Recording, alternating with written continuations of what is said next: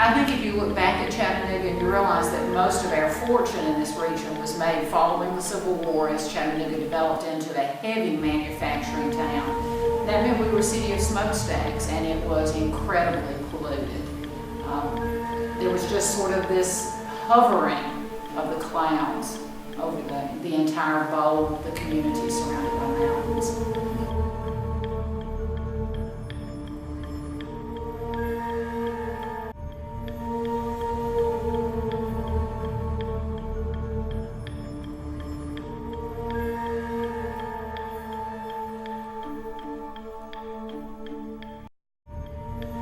Chattanooga began at where Ross's Landing is with a small trading post. When I got here in the late 70s, Chattanooga lived in the outlying areas. Dark came and no one was downtown. And the Chattanooga that I see downtown now is not the Chattanooga that was here in 1978.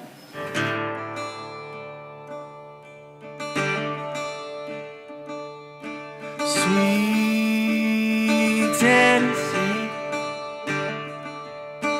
land for my bones and history. Sweet Tennessee, find me in your hill and in your stream.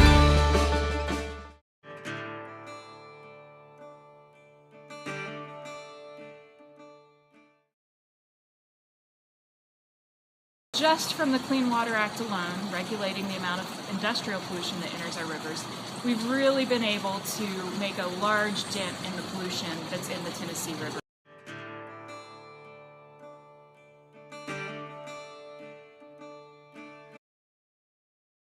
I think it's incredibly important to educate the public.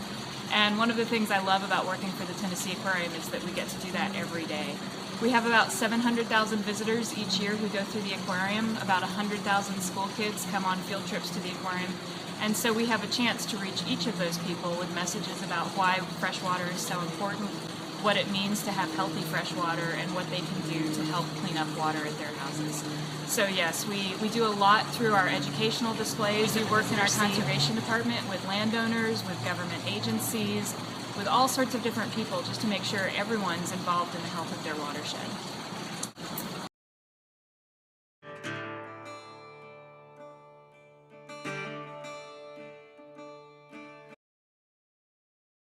The Air Pollution Control Bureau during the 70s, very active in working with industries on how to reduce pollution. That had a significant impact on the city. When I was growing up and I went to Swanee, Chattanooga was about the second or third most polluted city in the United States. So all my friends who would be coming up from the south through Chattanooga would just criticize Chattanooga to death. So I think that's one of the biggest things. We've cleaned up the air.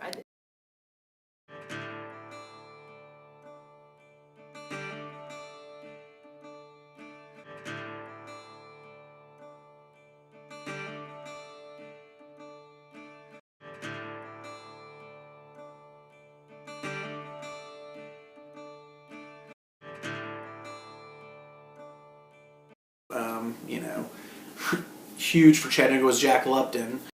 Kind of had the vision of putting the aquarium downtown, and it's funny, back then, I've read stuff and people told me, Chattanooga didn't even want that at that time. Like, a lot of people were against it, and this is a dumb idea, but this is a really super dirty city. But he put that downtown, and that kind of has helped spread. As you can see, good restaurants came in, tourism really picked up. It really just helped spark.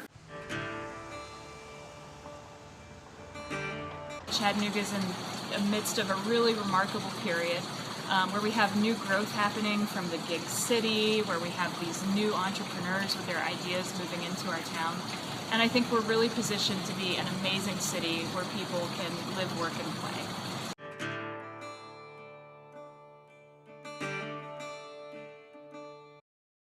Just about 3 years ago, we started a company called Lamppost Group. And Lamppost Group is a business incubator, and basically we help start other businesses. And so we help people start businesses. So kind of like Shark Tank style, where a team will come in and kind of pitch us an idea, and we will we kind of like it or don't like it, and kind of give them some advice and mentor them, and we'll end up kind of giving them some funding, and then we'll kind of help mentor them and help grow their business. We're, of a city our size, we were the best for under 30 entrepreneurs in the nation. All of those things give me a lot of hope.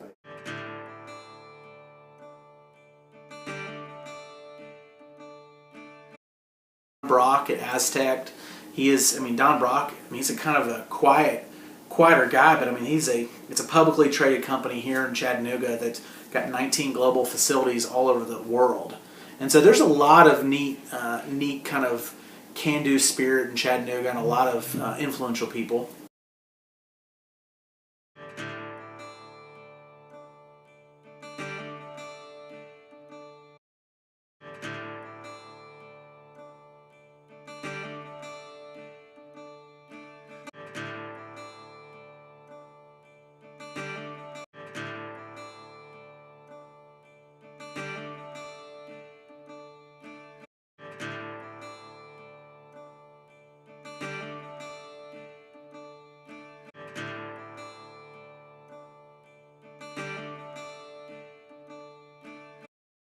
It is 61 or 2 years ago now that the Hunter was established in the mansion, which was a house from 1905, in a way the first part of the collection. You think back that long ago, 62 years, and what Chattanooga was, it was a very different town than what we see. In 1975, the biggest of our 3 building addition was built. Hunter was one of the leaders of downtown. The people that led the museum, the board of trustees, the staff, the volunteers, the supporters, in 1970s, when they built that additional wing, that was a statement saying we believe in downtown, we believe in the riverfront, we think it's important, and we're going to invest here as an educational center of culture and art.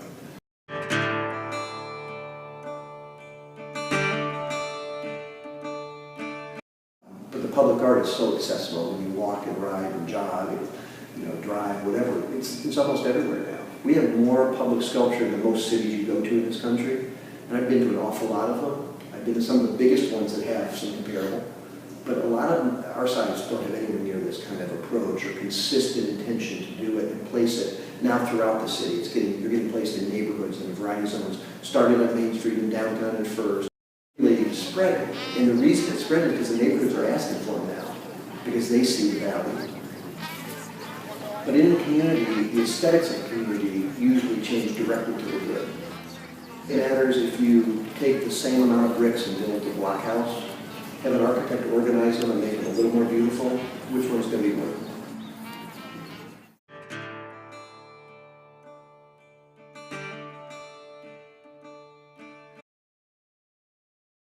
The thing I love about Chattanooga, and I moved here 8 years ago, so I'm not from this town, but I love how it's constantly pushing towards something better. It's a vibrant town, a lot of youth coming to this town, so there are a lot of opportunities opening up, and you can feel it. You can feel the synergy of people wanting to change, wanting to do new things. People are willing to try new things. People talk about the Chattanooga way, which I really love that phrase. It's something, I've been here 3 years, and I came in part because of that. And it is the cooperative work environment. It's incredible that within 20 minutes of downtown, I could go rock climbing or paddleboarding even in downtown, or whitewater rafting. There's so many different options here. But it's also a great place where you can make a living and you can raise a family, and it's a really nice place to be. So I think our secret's going to get out. More and more people are going to want to be part of this, but I'm really excited about that.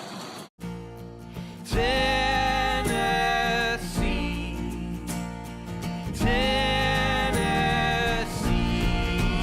I was born here and raised here, and I'll make my grave here its home.